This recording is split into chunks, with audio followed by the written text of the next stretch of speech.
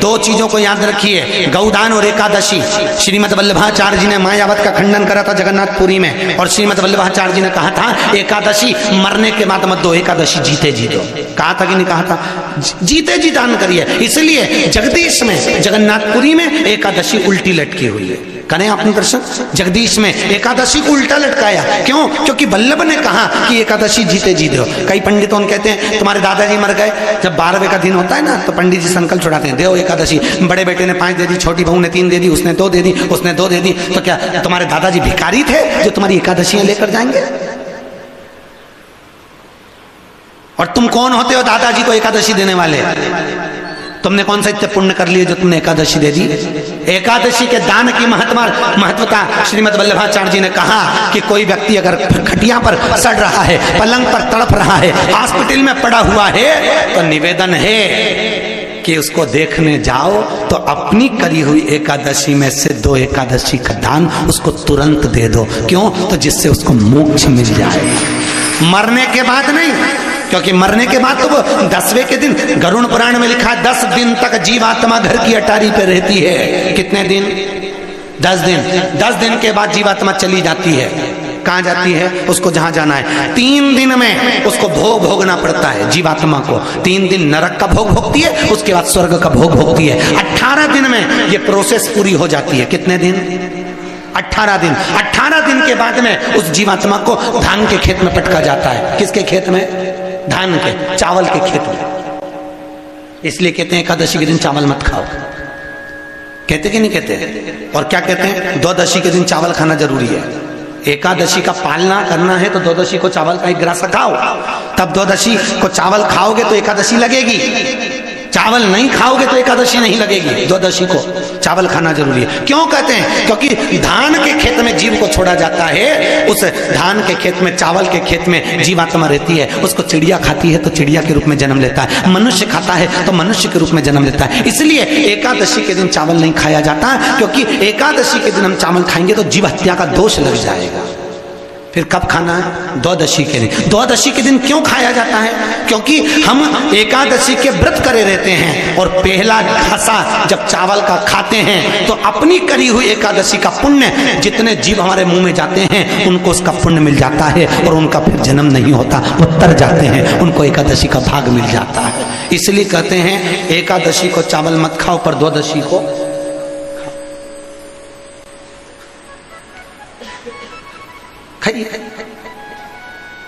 10 दिन तक जीवात्मा है। और आपने एकादशी कब दान दी? बोलो जम के। 12वें के दिन, 13वें के दिन आपने एकादशी का दान दिया, वो मिली उनको? अरे बोलो अच्छे से। कई तो अभी तक कर रही होगी, हमारे दादाजी के निमित्त की कर रहे हैं, कर ले।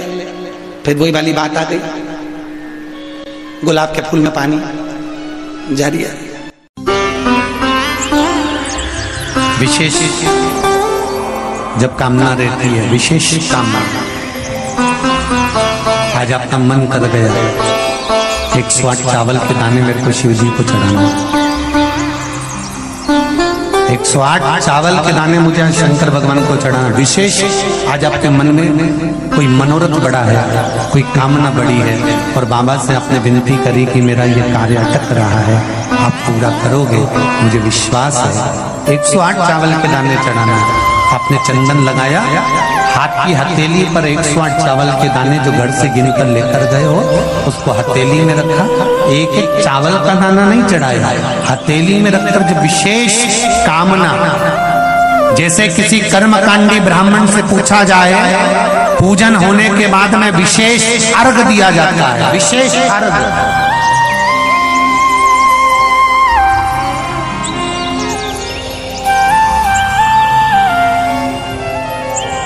उसी तरह विशेष कामना के लिए दुख कटता ही नहीं है, दुख कट ही नहीं रहा।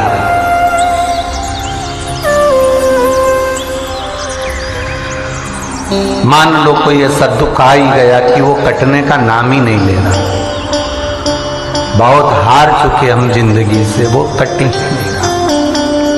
थोड़ा ठीक होता फिर दुख आता, फिर ठीक होता फिर दुख आता। तो शिव और शक्ति का स्मरण करो। बेलपत्री के पेड़ के नीचे जब भी घी का दिया लगाने जाओ तो 2 बाती एक ही दिए के अंदर, एक चावल का दाना उसमें डालकर अपनी कामना कर फिर जलाओ। 3 या 4 सोमवार करके देख लो क्या जा रहा है। अगर मान लो कोई दुख ऐसा है कि वो कटने का नाम ही नहीं ले रहा है, कट ही नहीं रहा है, कभी कुछ तकलीफ, कभी कुछ, बाबा का शिव और सती का शिव और पार्वती का शिव, शक्ति का शिव, अन्नपूर्णा का स्मरण कर कर लगाओ। जैसे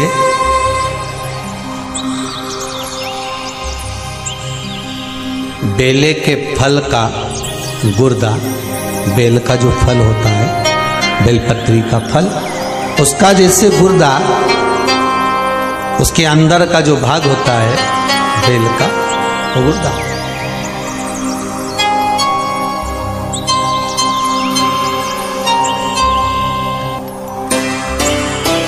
उसको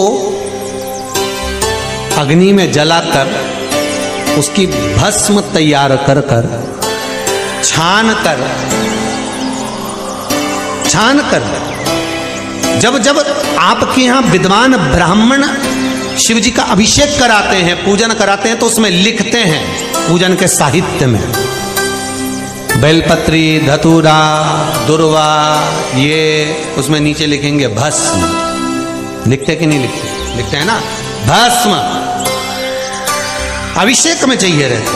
तब उस भस्म का थोड़ा सा भी भाग आप अगर शिव को समर्पित कर रहे हो तो ये जान लें कि शंकर मनवांछित फल प्रदान कर रहे हैं, शिव फल प्रदान कर रहे हैं।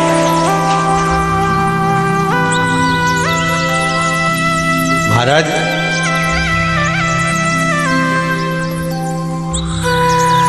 बेलपत्री के वृक्ष के नीचे बैठकर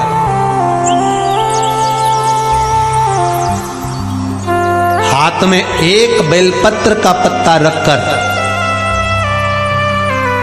आप पंचाक्षर मंत्र नमः शिवाय, ओम नमः शिवाय या श्री शिवाय नमस्तुभ्यम या महामृत्युंजय मंत्र का स्मरण कर रहे हो, पर डंडी का भाग अपनी ओर, बेलपत्र की बीच वाली पत्ती का भाग बीच वाली उंगली की ओर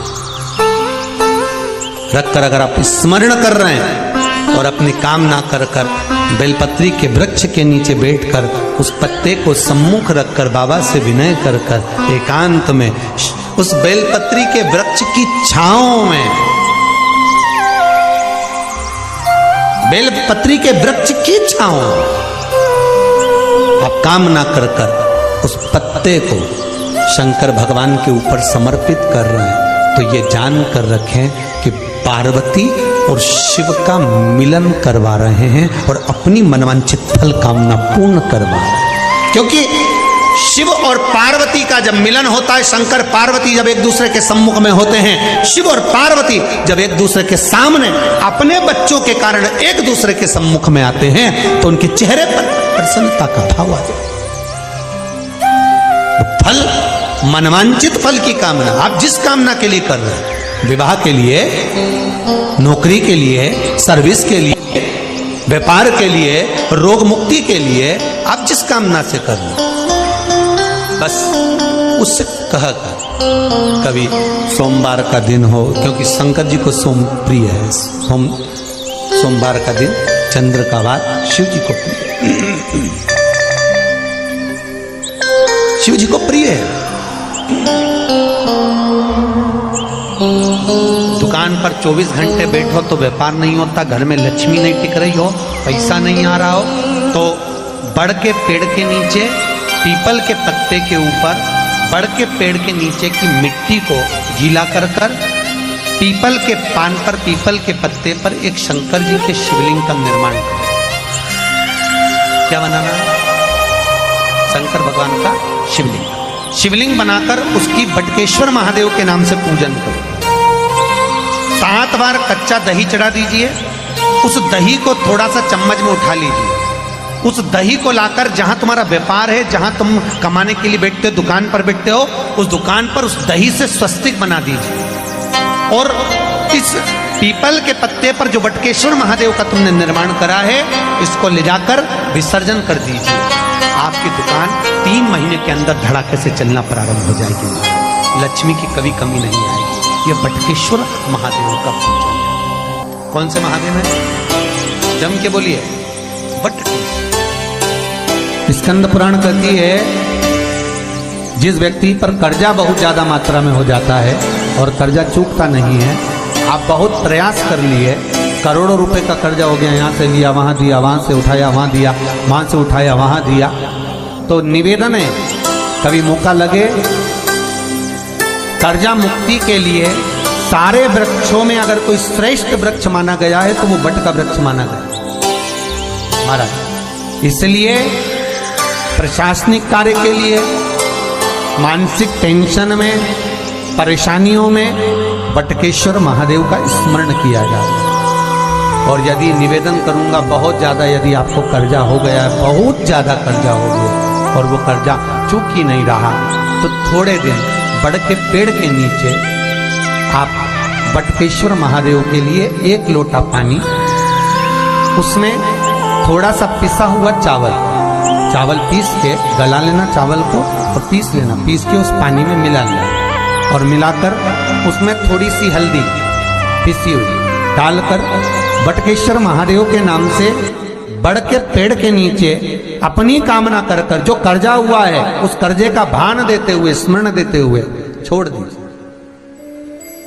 महाराज 2 या 3 सोमवार एक ही जगह पर करना, 3 सोमवार बाद वहीं से बड़ के पेड़ की थोड़ी सी जड़ उठा लाना और उस जड़ को एक कोई धागे में बांधकर या तो अपनी गले में डाल लो या अपनी जेब में पटक लो, उसको थोड़े दिन पटक कर रखना, लगभग 2 से 3 महीना पटक कर रखो। वो जड़ जैसे बड़ का पेड़ विस्तार होता है, पानी गिरे ना गिरे, जल वृष्टि हो ना हो, गर्मी पड़े ना पड़े, उसको कोई वो भटकेगा नहीं। हाँ, ये जरूर है कि थोड़ा परिश्रम करना पड़ सकता है, थोड़ा संघर्ष करना पड़ सकता है, जीवन है मानव का। अब मनुष्य का जीवन है तो संघर्ष तो निश्चित है। पृथ्वी पर अगर जन्म लिया है तो इतना मानकर चलना कि संघर्ष हमको करना पड़ेगा। मेरे राम जी महाराज पृथ्वी पर अगर प्रकट हुए तो उनको भी संघर्ष करना पड़ा। मेरे भगवान कृष्ण अगर पृथ्वी पर प्रकट हुए तो उनको भी संघर्ष करना पड़ा। भारत की भूमि पर जितने संत, जितने साधु, जितने सन्यासी, जितने तपस्वी, जितने साधक, जितने उपासक इस पृथ्वी पर जन्म लेते हैं, उनको संघर्ष करना ही पड़ता, उनको सहन करना ही पड़ता। आप इस अंदाजे से दूर हो जाओ कि दुनिया के लोग आपको छोड़ देंगे, ना ना, ईमानदारी से बोलना। किसी ने राम जी पर उंगली उठाने से, कोई राम भगवान पर भी उंगली उठाए तो भी मेरे राम जी महाराज सुनते रहे, क्योंकि उनको मालूम है कि ये मानव की देह है, इसमें श्रवण करना पड़े।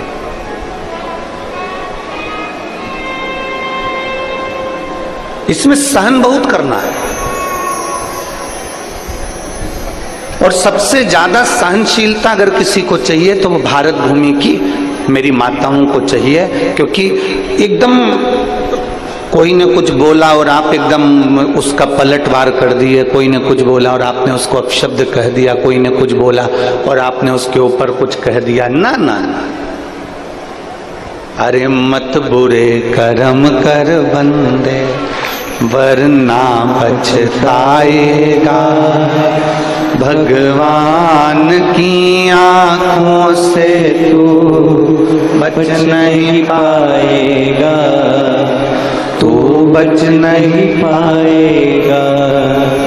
अरे ओ अज्ञानी मत कर नादानी, अरे ओ अज्ञानी मत कर नादानी।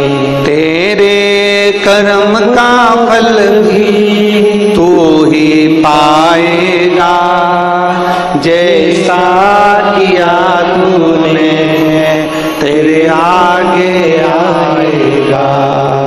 मत बुरे कर्म कर बंदे वरना पछताएगा।